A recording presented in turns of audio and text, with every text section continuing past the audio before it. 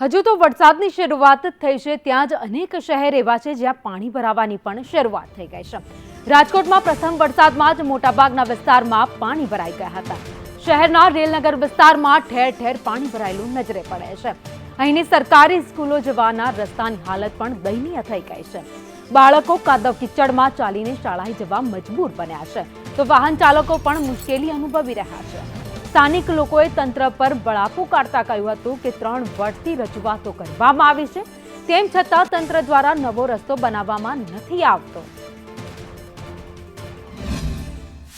રાજકોટમાં વરસાદ પડવાની સાથે જ મુશ્કેલીઓનો પાર નથી રહેતો, મુશ્કેલીઓ પણ વરસી પડે છે। એવું જ કંઈક અહીંયા રેલનગરની અંદર આવેલી રાજકોટ શહેરની સરકારી સ્કૂલ શાળા નંબર 98 કે જે સંતોષીમાં સ્કૂલ તરીકે ઓળખાય છે તેની સામે જોવા મળી રહી છે।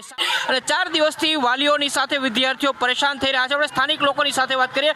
શું નામ છે તમારું? મારું નામ ચંદનબેન ભટ્ટ છે। ચંદનબેન, આ રસ્તો છે એ કઈ રીતની મુશ્કેલી થાય છે? વરસાદી પાણી ભરાય ત્યારે શું થાય? આ 3 વર્ષથી તો હું 4 વર્ષથી રહેવા આવી છું। આજ મુશ્કેલી છે, પાણી ખૂબ જ ભરાય છે।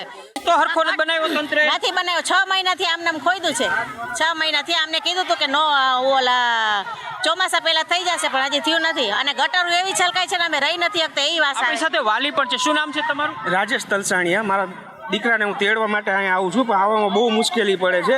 એટલે 8 વર્ષથી આ સ્કૂલ ચાલુ છે, પણ હજી અહીંયા રસ્તો નથી। આ પાકો રસ્તો થઈ ગયો છે, આ બાજુનો રસ્તો હું કેટલા ટાઈમથી આવું છું, પણ એમને જ છે।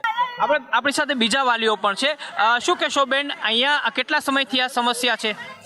આ 6 વર્ષથી છે ને 6 મહિનાથી રસ્તો ખોદ્યો। અમે એને 3 વાર ઓનલાઈન અરજી કરી તો એ જવાબ નથી દેતા।